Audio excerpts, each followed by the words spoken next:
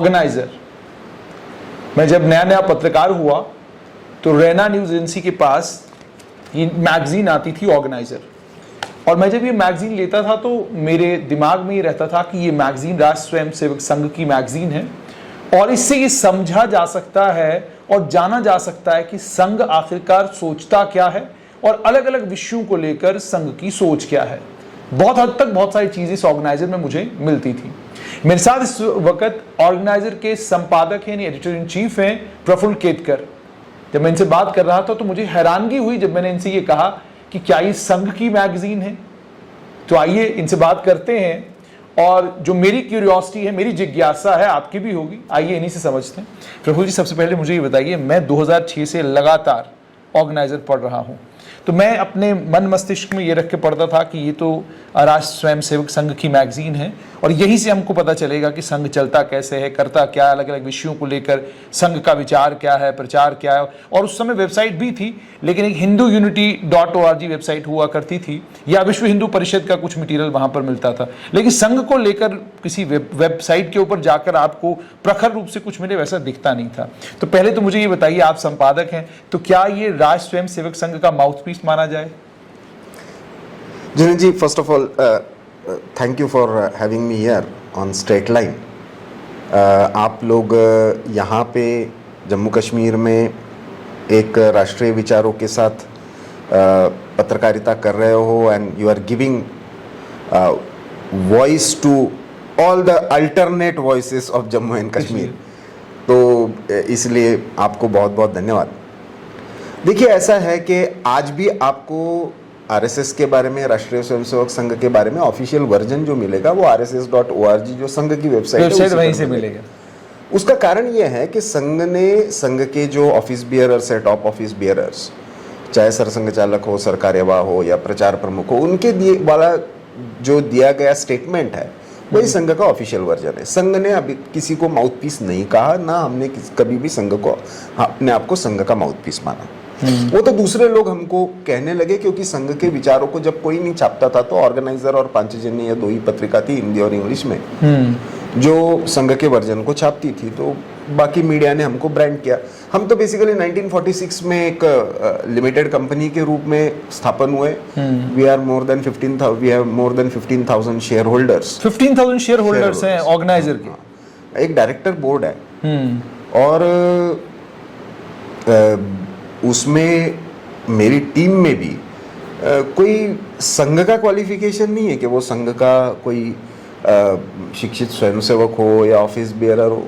सारे जैसे जर्नलिज्म के स्टूडेंट्स आते हैं वैसे जर्नलिज्म के लोग हैं। हाँ, ये हम कह सकते हैं कि एक नेशनलिस्ट व्यू पॉइंट जिसको संघ रिप्रेजेंट करता है, उसी व्यू पॉइंट के साथ लगभग हम भी चलते हैं। लेकिन माउथपीस होना और किसी आइडियोलॉजिकल इंक्लिनेशन के साथ चलना, इसमें बहुत बड़ा अंतर है। ठीक, देखिए, आप एक पोर्टल चला रहे हो, आप एक मान लो यूट्यूब चैनल चला रहे हो, तो आपका भी कोई ना कोई आइडियोलॉजिकल इंक्लिनेशन हो सकता है। भारत में बहुत सारे मीडिया हाउसेस है, सबका होता है, सबका अपना अपना कोई ना कोई आइडियोलॉजिकल इंक्लिनेशन हो सकता है। वो हमारा भी है, and we are not ashamed of it. We are not ashamed of being associated with RSS, but we are not a mouthpiece simply because मैं हर सप्ताह क्या निकाल रहा हूं इसके बारे में संघ के सरसंघ चालक या सरकार्यवाह को कुछ पता ही नहीं है। They are not accountable, and media is holding them accountable. That is not acceptable. Mouthpiece की कंसेप्ट क्या है, मैं मानता हूं, मतलब आपको एग्जांपल से समझ में आएगा। सामना शिवसेना का माउथपीस है, या National Herald Congress, People's Daily जो है वो कम्युनिस्ट पार्टी का माउथपीस है। ये नेशनल हेराल्ड कांग्रेस का माउथपीस था एक वक्त में। मैं वो भी नहीं कहूंगा, वो भी नहीं कहूंगा। इसका रीजन मैं बता रहा हूं। देखिए, हिंदू के ओनर कम्युनिस्ट पार्टी से जुड़े हुए रहे, लेकिन किसी ने उसको कम्युनिस्ट पार्टी का माउथपीस नहीं कहा। बिल्कुल। सका करके एक न्यूज़पेपर निकलता है, सबको पता है शरद पवार की फैमिली उसको ओन करती है, लेकिन उसको किसी ने एनसीपी का माउथपीस नहीं कहा। ठीक, क्योंकि उसका जो एडिटर है वो कोई एनसीपी का नहीं है। ठीक, पीपल्स डेली और सामना जो मैंने उदाहरण दिया आपको, उसमें क्या है कि कम्युनिस्ट पार्टी का ऑफिस बियरर ये पीपल्स डेली का सीधे सीधे एडिटर होता है। ठीक। सामना का एडिटर ये इनवेरिएबली ठाकरे फैमिली का कोई ना कोई होता है। बिल्कुल ठीक है। उसके कंटेंट के लिए वो सीधे सीधे रिस्पॉन्सिबल है। माउथपीस का रोल क्या होता है कि अपने काडर को ट्रेन करने के लिए उस संगठन के सर्वोच्च व्यक्ति ने विषयों को दिया हुआ एक इंटरप्रिटेशन वो अपने काडर के लिए होता है। बिल्कुल। ऑर्गेनाइजर को सबसे ज्यादा कोट तो संघ को जो निगेटिवली पोर्ट्रे करना चाहते हैं या संघ का क्रिटिसिज्म करना चाहते हैं वो ऑर्गेनाइजर वो सबसे ज्यादा ऑर्गेनाइजर को पढ़ते हैं। ठीक। तो मैं काडर के लिए कहां निकाल रहा हूं केवल। अच्छा, लेकिन प्रफुल्ल जी मुझे ये बताइएगा कि 2014 तक मुझे अच्छे से याद है, मैं बड़ी बार जब जाता भी था रैंड एजेंसी तो मैं उनसे पूछता था कितने लोग खरीदते हैं क्या है। तो क्या आपने कोई बदलाव देखा है 2014 के बाद? जैसे आपने कहा कि आज बहुत सारे चैनल्स हैं, इनके दूर से पता चलता है फलां चैनल जो है फलां पार्टी की तरफ है और फलां चैनल फलां पार्टी की तरफ है। तो ऑर्गेनाइजर को वो इंपॉर्टेंस नहीं था 2014 से पहले जो इंपॉर्टेंस 2014 के बाद मिला है, क्या इसको एक्सेप्ट करते हैं आप? नहीं, मैं मानता हूं कि ऑर्गेनाइजर को हर समय अपना एक इंपॉर्टेंस रहा है। ठीक।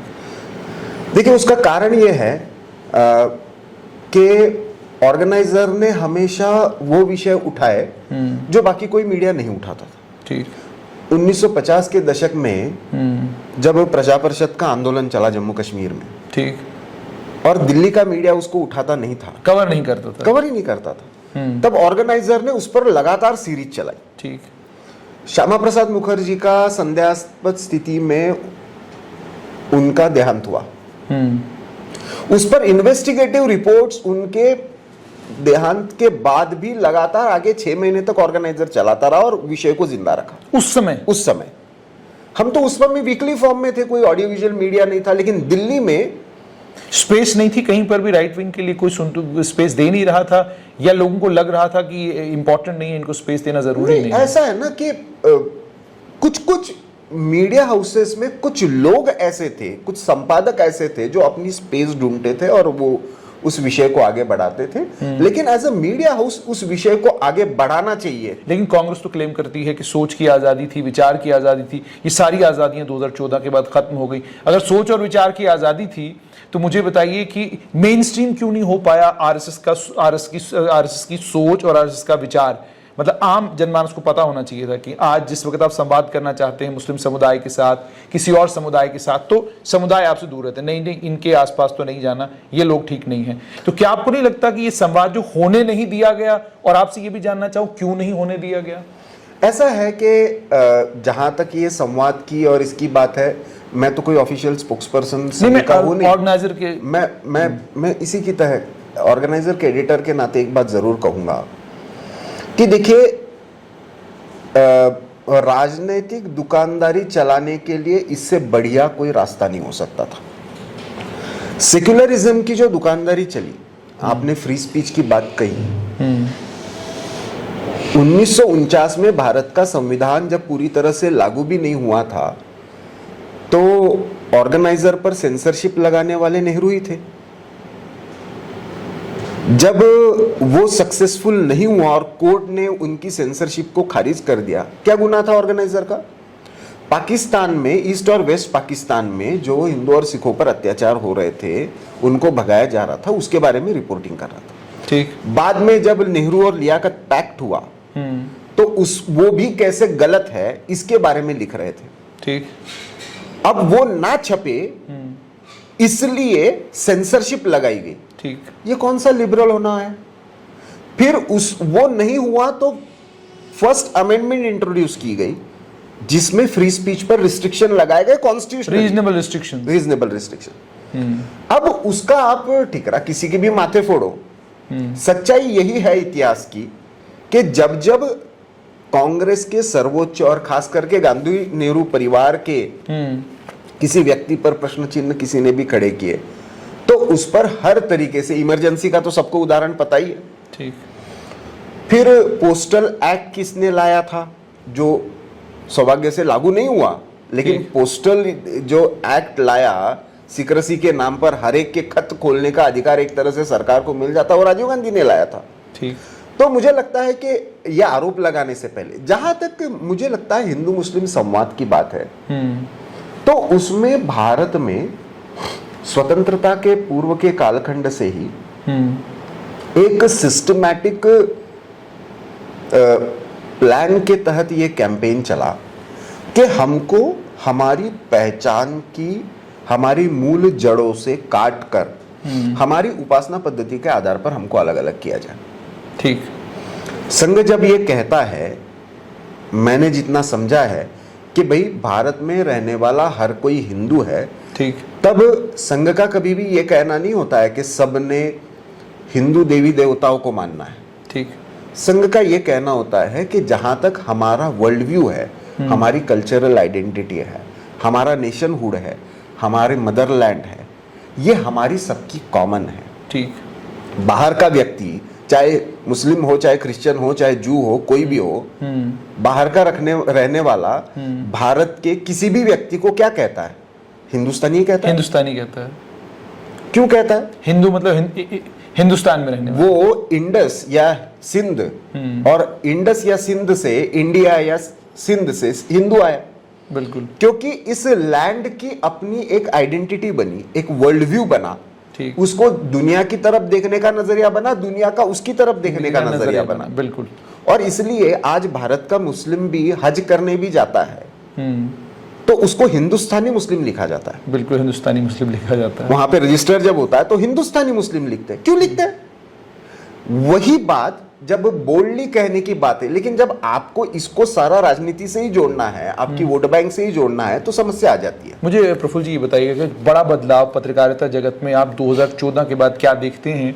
क्योंकि मुझे भी पत्रकारिता करते हुए 16 साल हो गए, तो मुझे भी कुछ बदलाव दिखा है, लेकिन आपसे जानना चाहूँगा आपको बड़ा बदलाव क्या नज़र आ रहा है, जिस बदलाव को देखकर आप आशान्वित हैं कि आने वाले कल में पत्रकारिता जगत जो है और कुछ बढ़िया करने वाली है, या आपको भी बाकियों की तरह लग रहा है कि सब खत्म हो गया, सब वन साइडेड है, सब जगह हिंदू हिंदू चल रहा है और कुछ भी बाकी नहीं रहा, अब सब खत्म है? देखिए, मैं सबसे बड़ा बदलाव जो देख रहा हूं वो ये है कि जो अनहर्ड वॉइसेस थे, जिनको स्पेस नहीं मिलता था, दो चीजें साइमल्टेनियसली हुई है। एक, जिसको ल्यूटन्स दिल्ली, ल्यूटन्स मीडिया कहा जाता है, ठीक, उनकी एक मोनोपोली थी मीडिया वर्ल्ड पर, मीडिया नैरेटिव्स पर, ठीक, वो धीरे धीरे खत्म हो गई। ठीक। दूसरी तरफ जिनको कभी भी स्पेस नहीं मिलता था, या जिनको एक तरीके से मार्जिनलाइज, कभी शुरू में तो ट्रोल कहा गया, फिर कभी ये कहा गया कि ये तो फ्रिंज है, ये सारी टर्मिनोलॉजीज इसलिए कि जो इस एस्टेब्लिश नैरेटिव को चैलेंज कर रहा है, ठीक, उसको आउट करने के लिए, मीडिया स्पेस से आउट करने के लिए कही। लेकिन ये मैं 2014 उसका केवल नहीं मानूंगा, मैं मानता हूं 2011-12 से ही जब एंटी करप्शन मूवमेंट शुरू हुआ, अन्ना हजारे का, that was a turning point in many ways. ठीक। BJP as a political party, उसने एक निश्चित ही स्ट्रेटेजिकली इसका बहुत बड़ा फायदा उठाया, क्योंकि digital space, social media space, उसका यूटिलाइजेशन करने वाली पहली पॉलिटिकल पार्टी मैसिव लेवल पर। आप 2014 का मोदी जी का कैंपेन भी देखेंगे तो उसमें भी एक बड़ा बदलाव, बहुत बड़े पैमाने पर डिजिटल मीडिया का इस्तेमाल किया गया। तो मैं मानता हूं कि जो ल्यूटन्स मीडिया का, दिल्ली बेस्ड मीडिया का पॉलिसी इश्यूज, गवर्नेंस, पॉलिटिक्स, इस पर जो प्रभाव था वो खत्म हो गया। ठीक। लेकिन एक फ्लिप साइड इसमें हुआ है जो मेरे लिए चिंता का विषय है। आने वाले समय में शायद इसमें बदलाव हो, लेकिन हुआ यह है कि मीडिया जो है वो दो खेमों में बट गया है। बिल्कुल। और केवल मीडिया नहीं बटा है, एक मीडिया हाउस के अंदर भी पत्रकार भी खेमे में बट गए, दो खेमों में है। मतभेद होने में कोई मतलब मतभेद होना तो अच्छी बात है, लोकतंत्र की एक निशानी है। लेकिन दिक्कत यह हो गई है कि हम सारे इश्यूज को जो है वो pro Modi anti Modi, pro BJP anti BJP ऐसा देखने लगे हैं। बिल्कुल। ऐसा हो सकता है कि एक आध कोई इशू है मान लीजिए कि डिफेंस परचेसिंग वाला इशू है और उसमें मेरी एक राय हो, आपकी एक राय हो, सामने वाले की और तीसरी राय हो, बिल्कुल, और हम आपस में न्यूज रूम में झगड़ रहे हैं इस पर, और हम अपने अपने फैक्ट्स इकट्ठा करके सामने रख रहे हैं, ठीक, कोई बात नहीं है। लेकिन जब हम प्री कंसीव्ड नोशन के साथ है और हम हर चीजों को वी वर्सेस दे में देखने लगते हैं, मुझे लगता है ये भारतीय दृष्टि नहीं है। This is not Indian way of thinking. Indian way of thinking is there can be multiple ways to reach to the same truth. Indian way is not thinking in binaries. यानी आप भी बाकियों की तरह ये मानते हैं कि जो लाइन मीडिया ने ली हुई है कि आप खबर को या तो प्रो मोदी देखते हैं या एंटी मोदी देखते हैं, और उसके बीच में जो खबर है वो चैनल से गायब हो गई है। बिल्कुल, देखिए ये किसी भी और ये केवल मीडिया में नहीं हुआ है, ये हमारी सोसाइटी में हो रहा है, ये हमारी एकेडमिक्स में हो रहा है। मीडिया इससे अलग थोड़ी है। हम बहुत बार इस गलतफहमी में रह जाते हैं कि मीडिया फोर्थ पिलर है, तो वो मान लो भैया ये रिटायर्ड ब्यूरोक्रेट्स में दिख रहा है, फॉरेन सर्विसेज में दिख रहा है, और मैं मानता हूं ये ट्रांजिशन है। सोशल मीडिया ने एक जैसे ये बदलाव किया कि जिनका अभी तक कभी वॉइस नहीं था उनको वॉइस दिया, वैसे ही सोशल मीडिया का अपना एक कैरेक्टर है।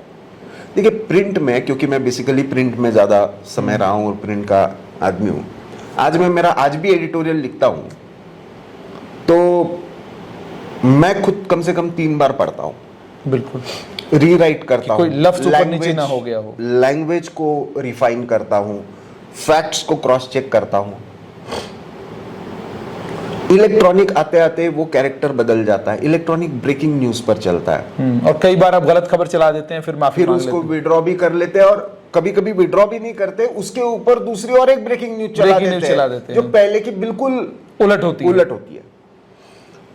सोशल मीडिया उसके भी आगे चला जाता है। सोशल मीडिया सो इम्पल्सिव, सो रिएक्शनरी कि सामने वाले ने कुछ कहा तो उसके उत्तर में तुरंत कुछ ना कुछ आपको रिएक्ट करना है with in seconds and in very few words. 140 character से लेकर अब 280 तक। अब ऐसे में खास करके ट्विटर जैसे प्लेटफॉर्म पर, तो ऐसे में लोगों की टेंडेंसी ये हो जाती है कि मैं तुरंत इसको क्रॉस करूं, मुझे फैक्ट चेक करने का नहीं, मेरी लैंग्वेज चेक करने का नहीं, मुझे सिर्फ जवाब देना है। मैंने एक बड़े पत्रकार दिल्ली की, उनको पूछा था, उन्होंने प्रधानमंत्री मोदी जी के, हालांकि मैं पहले से जानता हूं उनको और वो बड़ी अच्छी पत्रकार रही, हिंदी की पत्रकार रही, बड़े बड़े पदों पर रही, उन्होंने मोदी जी के जन्मदिन पर कुछ कार्टून चले, कुछ उस पर वो भी उन्होंने शेयर किया और कुछ टिप्पणी भी की।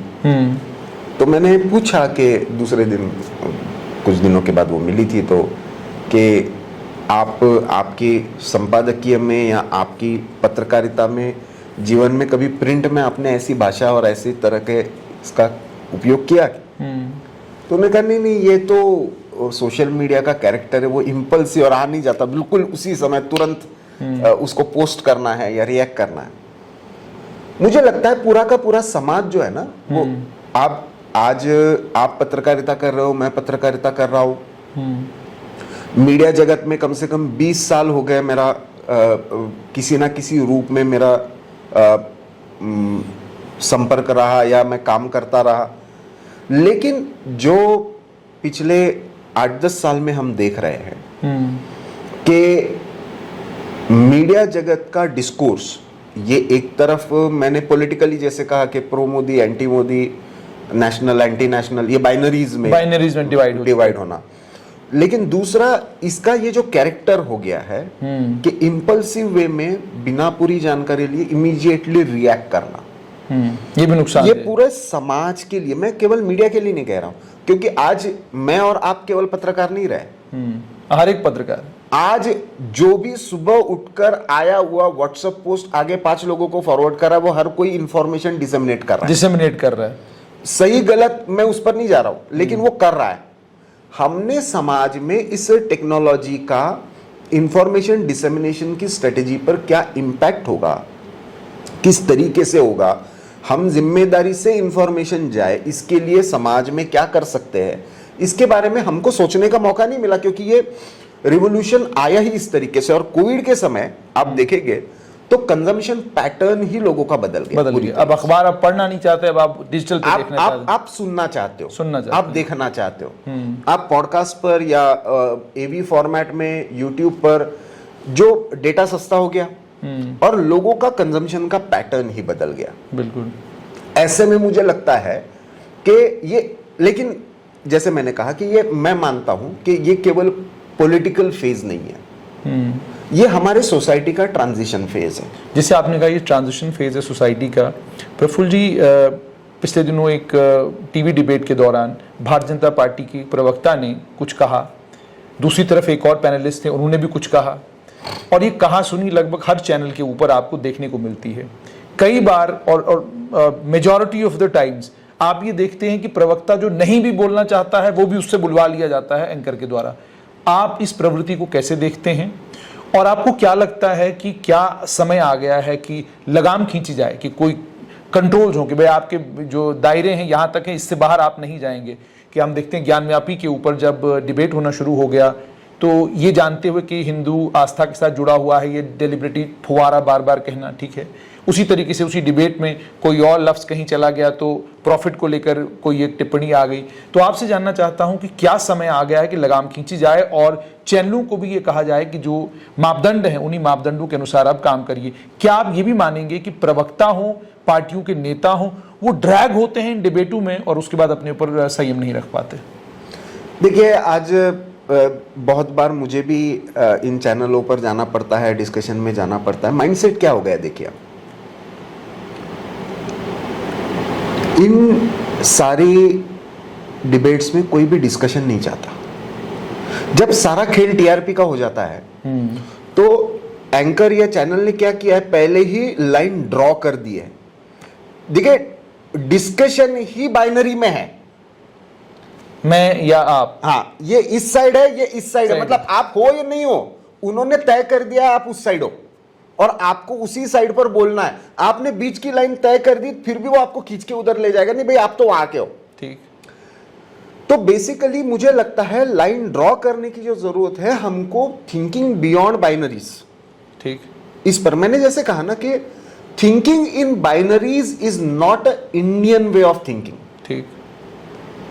Indian way has always been के एकम सद विप्रा बहुधा वदंती, सत्य एक है, लेकिन जो विद्वत जन है, जो साधु जन है, जो महंत लोग हैं, जो हमारे देश में यूं कहिए जो तलाश में हैं, जो बिल्कुल अलग अलग तरीके से एक ही सत्य की तरफ पहुंच रहे हैं। कोई निर्गुण निराकार के रूप में, फॉर्मलेस के रूप में पहुंचते हैं, कोई फॉर्म के रूप में पहुंचते हैं, कोई ड्युअलिटी मानते हैं, कोई बिल्कुल अद्वैत के रूप में देखते हैं, तो कोई उसको गॉडेस का फॉर्म देखते हैं, कोई उसको अर्धनारी नटेश्वर का फॉर्म देखते हैं। तो लेकिन ट्रूथ इज वन। ठीक। तो इस फंडामेंटल को जब हम समझेंगे तो वही न्यूज के बारे में, न्यूज को अप्रोच करने का तरीका अलग अलग हो सकता है, न्यूज को इंटरप्रेट करने का तरीका अलग अलग होता है। ठीक। लेकिन इसका अर्थ ये तो नहीं कि सत्य बदल जाएगा। यानी आप भी मानते हैं लेवल ऑफ डिस्कोर्स गिरा है हमारे? बिल्कुल। ये, और मैं इसका प्रॉब्लम कहां पे है, ये लेवल ऑफ डिस्कोर्स गिरने का जिम्मा जब आप एक पॉलिटिकल पार्टी या एक सरकार पर डाल देते हो तो आप आपकी रिस्पॉन्सिबिलिटी से भाग रहे हैं। बिल्कुल। क्या जब एंटी करप्शन मूवमेंट का डिबेट चला या कोल स्कैम वाला डिबेट चला तो उस समय ये नहीं था, यही स्थिति थी। मेरा ये मानना है कि ये मीडिया का कैरेक्टर इलेक्ट्रॉनिक मीडिया के आने के बाद धीरे धीरे जब ब्रेकिंग न्यूज का कल्चर शुरू हुआ तब से बढ़ा। डिजिटाइजेशन जैसे जैसे बढ़ता जा रहा है उसके कारण मीडिया को अपने आप को रिलेवेंट रखने के चैलेंजेस बढ़ रहे हैं। ठीक। उसमें मीडिया जब अपने आप को री इन्वेंट अपने आप को करने की कोशिश कर रहा है तो उसके कारण हो रहा है। ठीक। इसमें चैलेंज क्या है, देखिए, एक तरफ हमको यह डर लगता है कि कभी कभी प्रिंट का ये क्या होगा, प्रिंट खत्म तो नहीं हो जाएगा। बाहर की दुनिया में तो बहुत जगह पे हो ही गया है, लेकिन उसके साथ साथ हमको एक चीज जो दिखाई दे रही है कि जैसे कंजम्पशन ये एवी कंटेंट का, पॉडकास्ट का बढ़ा है, और जब ध्यान में आता है कि किसी विषय पर कोई ढंग का तथ्यात्मक कोई एनालिसिस है तो वो डिजिटली पढ़ा भी जाता है। बिल्कुल। तो आपको सिनर्जी नई तरीके से क्रिएट करनी पड़ेगी। मीडिया में आज ये मेहनत करना, ये प्रॉब्लम, और ये केवल मीडिया में नहीं, हर प्रोफेशन में ये चैलेंज हो गया है कि इस टेक्नोलॉजी का हम यूज तो करें, लेकिन जो उस प्रोफेशन के जो फंडामेंटल्स हैं, क्या फंडामेंटल्स है भाई? मैं मीडिया में मानता हूं कि मीडिया में जो लेग वर्क है, जो ग्राउंड पर मेहनत है, स्पॉट पर पहुंचकर रिपोर्टिंग है, या 4 रेफरेंसेस लेकर उसका एनालिसिस है, यदि आप हिस्टोरिकल या ऐसी कोई बात कर रहे हो तो, या इकोनॉमी की बात कर रहे हो तो अलग अलग पैरामीटर्स पर उनके एक्सपर्ट से बात करके फिर उसके आधार पर कोई सही प्रेजेंट करना हो। आप हो क्या रहा है जब आप पहले से कंक्लूजन के भाई अरे अब सच्चाई ये है। उदाहरण क्या, एक बिल्कुल आसान सा उदाहरण आपको समझ में आ जाए। इकोनॉमी के संबंध में पोस्ट कोविड में भारत की इकोनॉमी फास्टेस्ट ग्रोइंग है या नहीं, इस पर अभी इकोनॉमिस्ट के बीच में बहुत डिबेट चल रहा है। बिल्कुल चल रहा है। सामान्य व्यक्ति जो है वो तो अपनी रोजी रोटी के इसमें रहता है, वो अलग अलग पैरामीटर्स पर कभी इसकी बात सुनता है, कभी उसको भी नहीं समझ में आता। सच्चाई क्या है? एक खेमा ये कह रहा है भाई फास्टेस्ट ग्रोइंग इकोनॉमी है, everything everywhere India is doing it's best. ठीक। दूसरा खेमा ये कह रहा है कि जनाब सब नो सब खत्म है जी, इकोनॉमी तो डूब गई है, अब आने वाला समय तो भारत का, एक श्रीलंका गया, अब पाकिस्तान की हालत खराब है, अगला नंबर भारत का आएगा। बिल्कुल। और कुछ पॉलिटिकल पार्टीज के नेताओं के बयान सुनकर भी ऐसे ही लगता है कि सच्चाई कभी भी ऐसी बाइनरी में होती नहीं है। सच्चाई इन बिटवीन कहीं है। बिल्कुल। देखिए, कोविड के बाद शॉक लगा, पूरी दुनिया में लगा, भारत को भी लगा, इसमें कोई दो राय नहीं है। बिल्कुल फैक्ट है।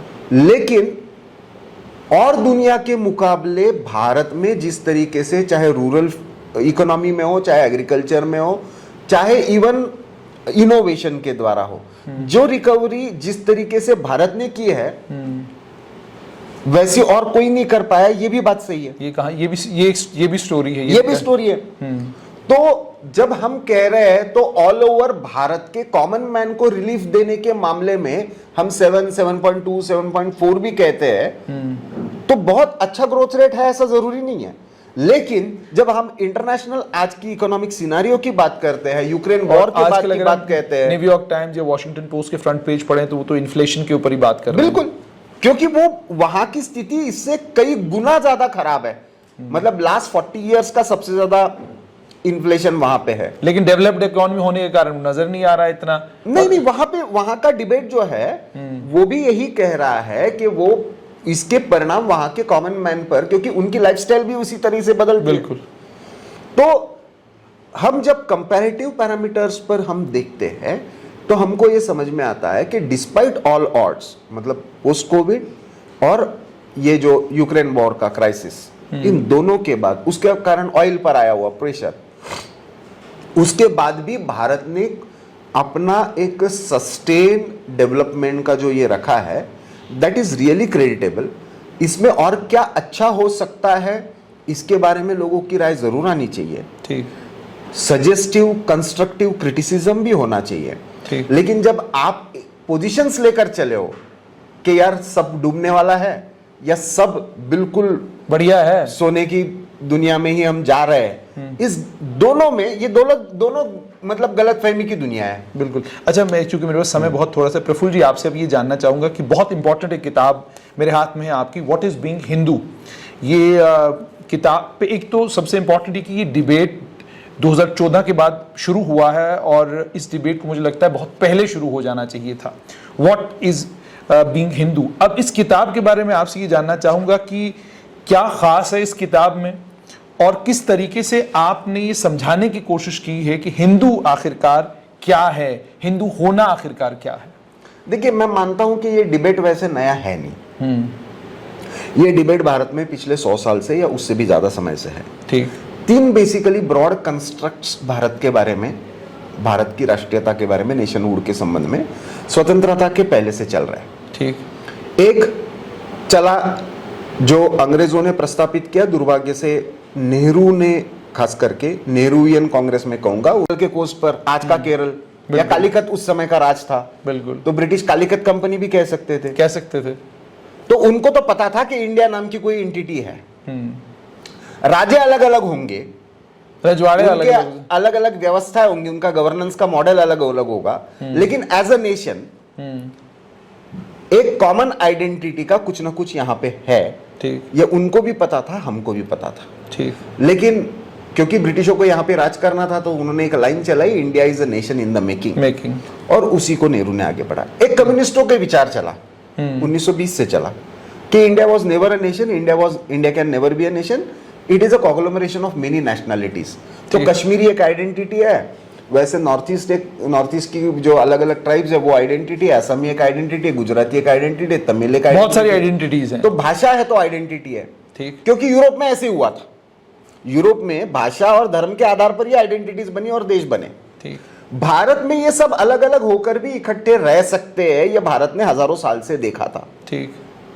इस्लाम तो कोई ब्रिटिश आने के बाद नहीं आया, या क्रिश्चियनिटी भी ब्रिटिश आने के बाद नहीं आई। ठीक। वो पहले से थी, और उससे पहले भी बहुत सारे धर्म थे, उपासना पद्धतियां थी, वो सारे इकट्ठा रह ही रहे थे। लेकिन उसको as a fault line use किया, अलग नेशनलिटी बनाने के एक इंटेलेक्चुअल प्रयास हुआ, वो ब्रिटिश कालखंड में हुआ। ठीक। हम उस झांसे में फंस गए। उस समय भी डिबेट चला, आप देख लेना, स्वामी विवेकानंद का, योगी अरविंद का, लोकमान्य तिलक का, स्वतंत्र सावरकर का, गांधी जी हिंद स्वराज में जब लिखते हैं, क्रिटिक ऑफ वेस्टर्न सिविलाइजेशन लिखते हैं, तो उस सब में हमको यही दिखता है कि there is a civilisational continuity of this nation. ठीक। डिबेट हिंदू होने का क्या है, तो हम 5000 वर्ष की एक सभ्यता के नाते राष्ट्र है या नहीं, 5000 या उससे भी इस किताब में यही डिबेट। बिल्कुल। हम ये कह रहे हैं कि हिंदू होना एक दृष्टि है, एक वर्ल्ड व्यू है, हिंदू होने का इस राष्ट्र को देखने का एक नजरिया है, दुनिया को देखने का एक नजरिया है, ज्ञान विज्ञान को देखने का, नॉलेज सिस्टम को देखने का, इकोनॉमी को देखने का, बिजनेस को देखने का, even gender relations, man woman को देखने का एक नजरिया है। उस नजरिए को जिसने समझ लिया, उस नजरिए से भारत का हर भारतीय जी रहा है, वो भगवान को किसी को भी माने, उसकी उपासना पद्धति कोई भी हो, वो त्योहार कोई भी मनाता हो, वो फंडामेंटल फिलोसॉफिकल फाउंडेशन जो है इस देश का, इस नेशनहुड का, वो हिंदू है। वो क्या है, तो आरएसएस के सरसंघ चालक से लेकर बहुत सारे अपने अपने विषयों के एक्सपर्ट्स ने इस पर अपने व्यूज दिए हैं। मैंने उसको तो केवल एक जगह पर लाकर एडिट करने का काम किया है। आई होप रिसेंटली ये बुक रिलीज हुई है, I hope people would find this interesting and it would lead to, क्योंकि देखो स्वतंत्रता के बाद एक डिबेट चला कि हिंदू कहना ही पाप है, इट्स अनाथेमा, एंटी सेक्युलर है। फिर बाद में कुछ लोगों ने तो ये भी कहना शुरू किया कि why I am not a Hindu, इस पर चला।